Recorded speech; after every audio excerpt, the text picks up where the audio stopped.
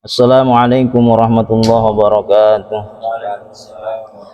Ila hadratin Nabi Mustafa Muhammadin sallallahu alaihi wasallam wa khususan sayyidina Syekh Nawawi Al-Bantani Al-Fatihah. A'udzu billahi minasyaitonir rajim. Bismillahirrahmanirrahim. Alhamdulillahi rabbil alamin arrahmanir rahim maliki yaumiddin.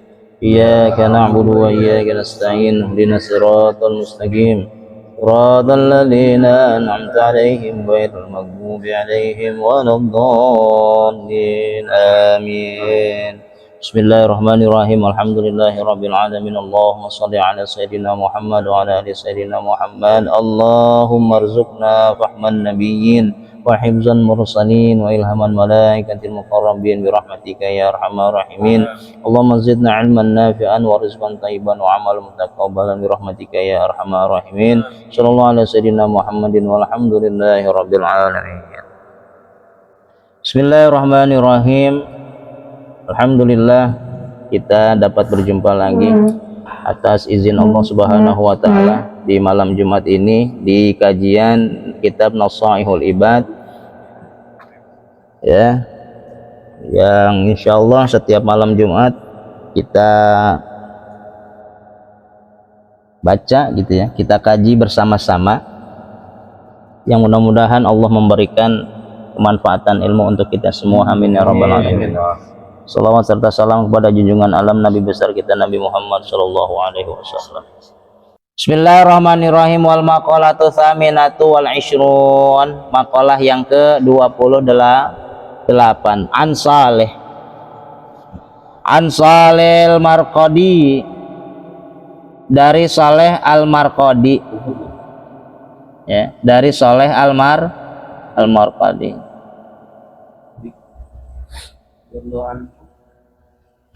ya, radhiyallahu anhu, semoga Allah meridhoinya. Siapa? Saleh Al-Marqadi.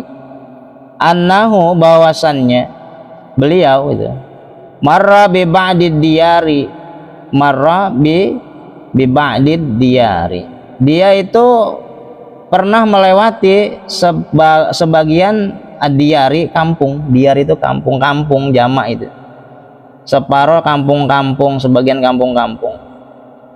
Faqala, kemudian beliau berkata, ya diyar, aina ahluka, ya, wahai kampung-kampung gitu ya. Aina ahluka, mana para pendudukmu? Ini dia lewat kampung sepi kali gitu ya. Kampung, mana pendudukmu? Ai maksudnya aina muannisuki, di mana orang-orang yang menempatimu gitu, di mana orang-orangnya kosong kali kampungnya gitu. Al awwaluna,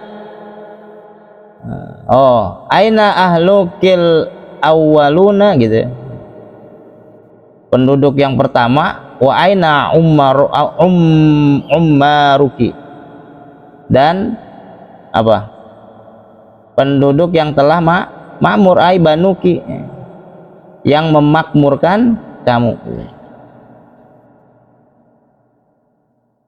Ai banuki yaitu maksudnya orang-orang yang membangunmu. Al madun mado, yang terdahulu. Wa aina sukanuki, dan di mana pendudukmu yang terdahulu. Wa aina sukanukil akdamun, wa aina sukanuki, dan di mana pendudukmu al akdamun, yang terdahulu. Fahatapa bihi hatibun, kemudian fahatapa, kemudian menjerit siapa bihi hatibun, kepadanya orang yang menjerit. Ai maksudnya adalah sahabihi saihun.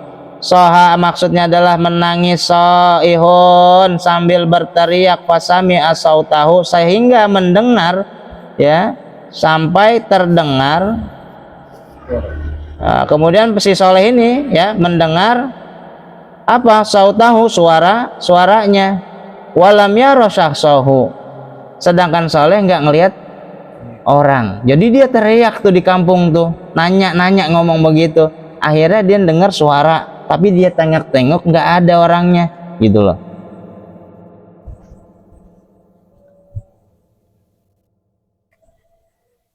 in qata'at atharuhum, telah terputus in qata'at atharuhum, jejak-jejak mereka. Ai alamatuhum, ai maksudnya tanda-tanda mereka, alamat. Wa baliyat, dan baliyat telah membusuk, ai faniyat, maksudnya telah binasa, fana, faniyat, fana, binasa. Tahta turabi, di bawah tanah, ajsamuhum, jasad mereka, wa bakiyat, dan telah menetap bakiyat, a'maluhum, apa amal mereka, qalaida, menjadi kalung. Ai atwaqan fi a'nakihim, maksudnya atwaqan fi a'nakihim, menjadi kalung di leher-leher mereka. Ini adalah sebuah asar. Asar ini kaulnya sahabat ya, kaulnya ulama.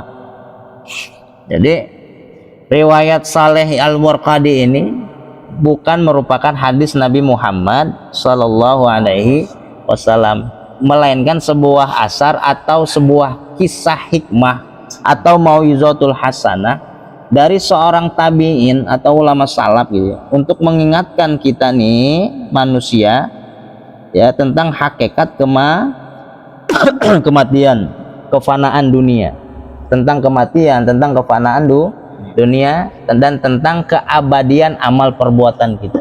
Ini hati-hati sebenarnya. Marba ba'dad diyar faqala ya diyar, yang tadi gitu kan.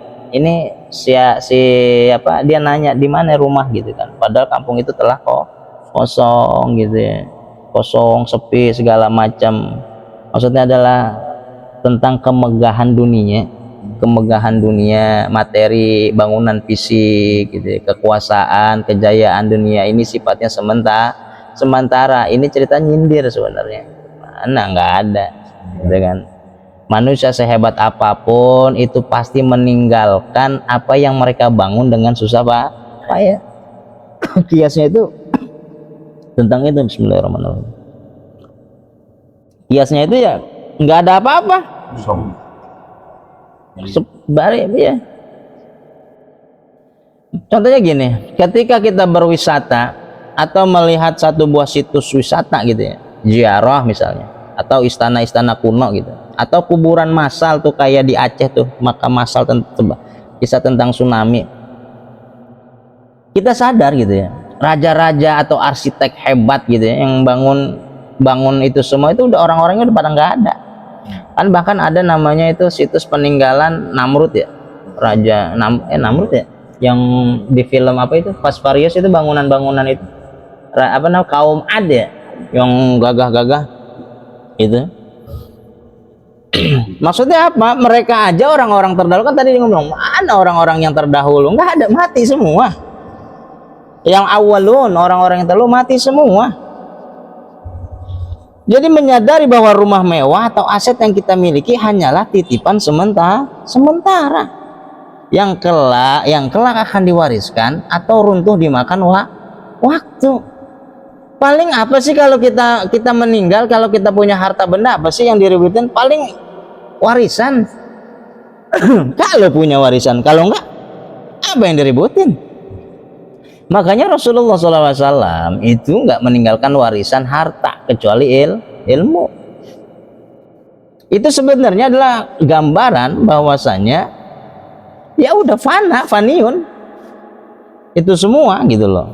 Tapi bukan berarti kita tidak boleh menikmati itu, kita tidak mencari itu. Yang dimaksud adalah jangan dijadikan kita ini menjadi budaknya dunia gitu. Apalagi menumpuk-numpuk harta, mobil ada, beli lagi, sehingga mubazir. Ayatnya gimana sih tentang mubazir? Inna mubazir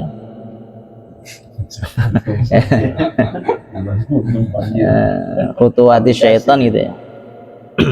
Sungguhnya mubazir itu adalah jalan. Iya. Kalau mubazir itu kan berlebihan sebenarnya. Berlebihan. Jadinya jadi ada jalan setan masuk ke situ. Itu yang pertama. Yang kedua adalah cerita ini mengajarkan kita tentang kematian dan kehancuran gitu. Yang qata'at, terputus, atharuhum wabaliyat gitu ya. Jadi ada suara nggak ada rupanya gitu. Suara nggak ada rupanya. Suara gaib. Ngomong kan tadi kan, ada suara tapi nggak ada rupanya, suara gaib. Jadi jejak-jejak mereka itu telah terputus, hilang, nggak ada. Kita ini apa sih? Jadi tengkorak, jadi apa gitu. Yang kita heran adalah sampai ada orang, maaf ini muja-muja kuburan. Ya Allah. Padahal esensinya ziarah itu adalah kita ya mengingat kematian. Kedua apa? Kalau makam ulama kita hadir di situ, kita ziarah itu harusnya selain mengingat kematian, kita bakal jadi kayak mereka mati gitu ya, dikubur. Itu yang kita ambil ibrohnya apa? Cemburu harusnya kita sama beliau. Bayangin, beliau masih diziarahin, misalnya didoain sama orang. Karena apa? Karena kesolehannya. Karena banyak peninggalannya, terutama tentang ilmu. Bukan khurafatnya yang diramein. Ziarah makam ini biar jadi begini begitu ya Rob, ya Rob. Allah mencengar-cengir we ngeliatnya itu. Yang benar ibadah mah jangan sampai kita rusak, sayang sholat kita. Ini kayak kita kadang-kadang ngomong bicara tauhid, ini tipis ini. Iya. Padahal gini kan, datang ke dukun, kata dukunnya, kamu kalau pengen kaya bangun sebelum azan subuh. Ya, azan subuh. Ya itu kan emang udah diajarin. Belum azan subuh bangun ngapain tahajud? Ketok pintu langit doa. Gitu ya. Ya mau aja dibegoin sama dukun-dukun. Dukun aja kagak kaya. Kalau kaya ngapain jadi dukun deh?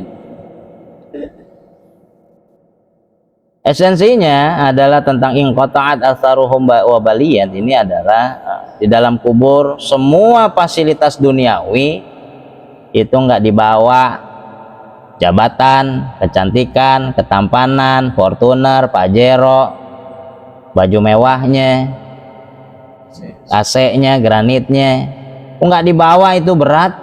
Ngikut ke kuburan ke alam barzakh berat amat, nggak dibawa itu. Karena semua itu nggak berguna lagi, karena tubuh fisik manusia akan kembali menyatu dengan tanah dan busuk, jadi santapan cacing tanah, busuk, nggak ada yang mau.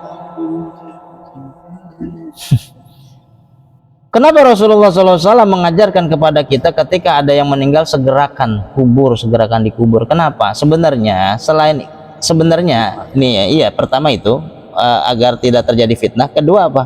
Kita nih bau lah, kita masih ada ruhnya aja bisa bau banget. Cobain aja nggak mandi seminggu, ya kan? Bau sih perih itu mata. Ini bangkai itu bau.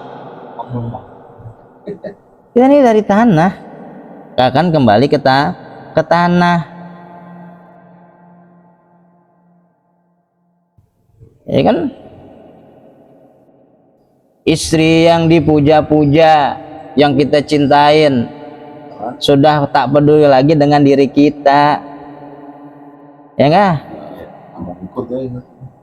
Megang kita aja tak sudi, nggak mau. Karena Islam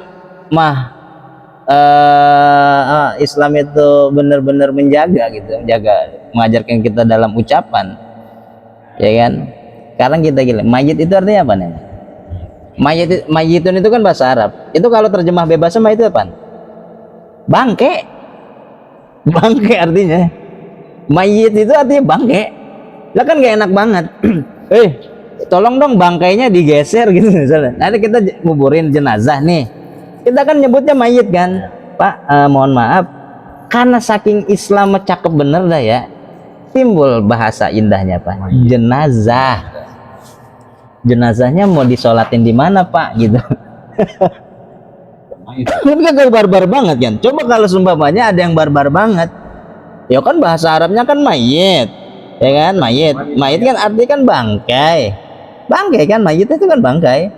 Kita ngomong aja sama sohibul dukanya, Pak, bangkainya mau disolatin di mana gitu kan?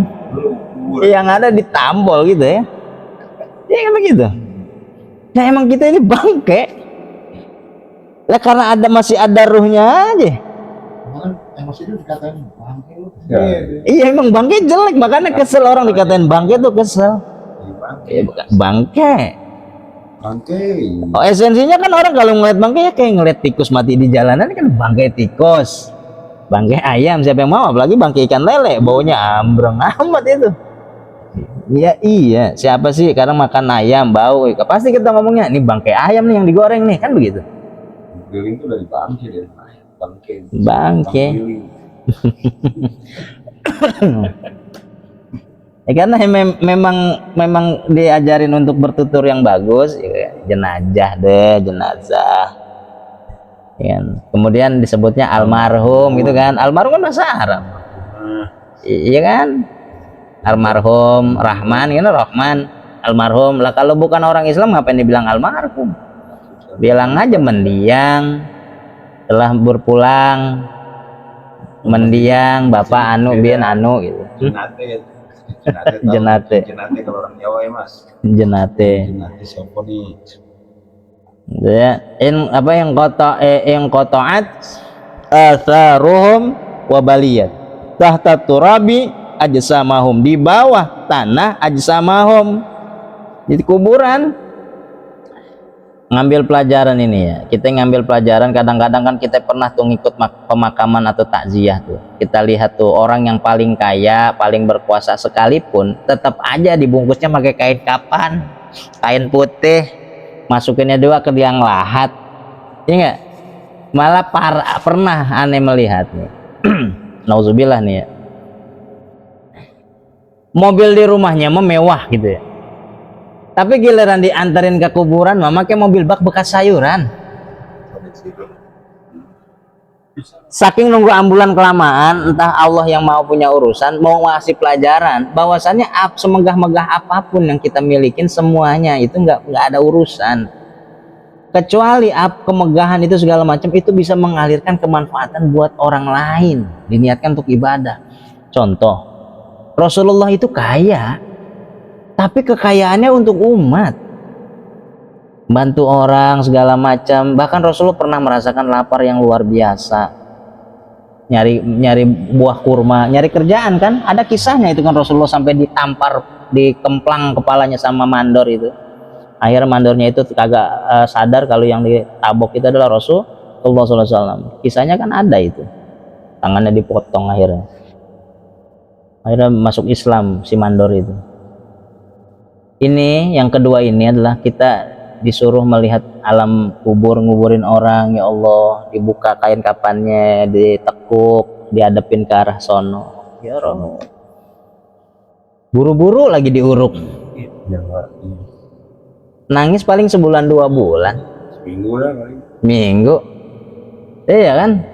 Ini menjaga kiri kita agar kita tidak berlaku sombong akan apa? Atas fisik kita yang gagah, yang ganteng, yang rupawan, atas status sosial kita yang ustad, yang kiai, RT. ya, yang RT.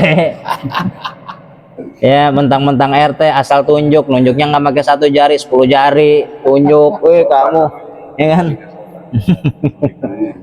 10 jari, atau nggak nunjuk nggak pakai jari, pakai mulut. Lu sono noh kerjanya noh. Ya pakai mulut kan, Pakai kaki. Mau ngapain berlaku sombong mah ya udah setan yang sombong. Yang terakhir adalah wabakiyat a'maluhum, bakiyat amaluhum qalaida fi a'nakihim, menjadi kalung yang abadi. Apa yang kalung abadi? Ya amal kita itu. Ya amal-amal kita itu menjadi kalung abadi kita, menjadi ransel kita itu menghadap Allah Subhanahu wa taala nanti. Ini paling krusial ya. Kalau dia amalnya banyak ya insya Allah aman. Kalau perbekalannya kagak ada, belangsak dia kelaparan. Bangkrut, mau ngapain? Nggak nabung, nggak nyiapin persiapan. Komplit. Komplit. Ya sodakoh jariyah tuh. Nih saya jelasin nih ya. Sodakoh jariyah itu adalah sodakoh dengan syarat ikhlas, ridho kita berikan, dan sodakoh itu adalah untuk kemanfaatan sosial, misalnya buat bangun masjid, jembatan, jalanan, yang itu fasilitasnya untuk umum, itu sodakoh jariyah. Begitu, mau seperak, dua perak, sepicis, dua picis gitu ya.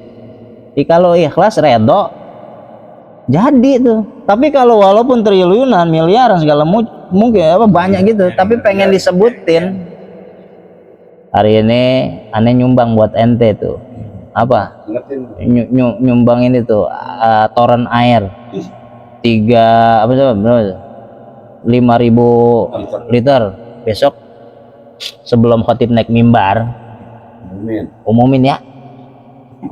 Aneh sih bukan buat niat sombong, bukan, biar orang termotivasi ya, biar orang termotivasi. Masa aneh yang cuma tukang sayur bisa nyumbang gitu kan?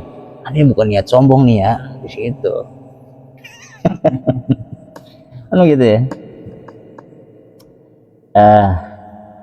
Allahumma sholli ala sayyidina Muhammad. Kalau dia orang yang bagus, orangnya berlaku baik, ikhlas, nggak niatan sombong, tetap terhadap amal jariyahnya, maka dia akan diberikan kalung itu, kalung kehormatan sama Allah Subhanahu wa taala, sehingga dia selamat di alam kuburnya. Kalau dia orang yang buruk, yang tadi itu pengennya pamer segala macam, apalagi korupsi, waduh, maling, ya kan, melakukan kezaliman. Korupsi itu zalim loh. Ingat nih, orang berlaku korupsi, ya kan, itu urusannya nggak hanya sama Allah. Dia tobat nih, tobat, tapi urusannya sama manusia kudu diberesin dulu tuh, diberesin dulu. Makanya ketika orang mati itu harus diumumin masalah utang piutangnya. Berabe. Berarti kalau yang korupsi diumumin juga bagian. Nah iya, apalagi yang maling begitu korupsi itu. Bisa bayar. Gak bisa itu. Tanpa bayaran masuk TikTok. Dan orang-orang yang begini ya dikalungkan dengan penderitaan belenggu atas tuntutan kezaliman dia, keburukan dia selama dia hidup di dunia. Oleh karenanya ya eling diri, jangan sampai kita seperti itu. Jamaah yang dirahmati Allah Subhanahu wa taala, dua makalah ini masih berkesinambungan dengan makalah-makalah sebelumnya. Jadi banyak cara-cara yang diajarkan Rasulullah, Allah Subhanahu wa taala lewat Rasulullah, diajarkan para sahabat, asal para alim ulama, para ahli fuqaha, hukama, ahli-ahli hikmah. Kalau mau jadi orang yang soleh, ya udah apa? Ya ayyuhalladzina amanu taqullaha haqqa tuqatih. Haqqa tuqatih. Takwalah kepada Allah. Jadi buahnya apa namanya? Ininya takwa gitu. Imtisalu awamirillah wajtinabu nawahi, mengerjakan segala perintah Allah dan meninggalkan segala larangan Allah. Ya ini yang kita usahakan nih, sehingga nanti akan mendapatkan mardotillah tuh, ridhaan Allah Subhanahu wa taala. Pengen soleh kagak sholat, konyol.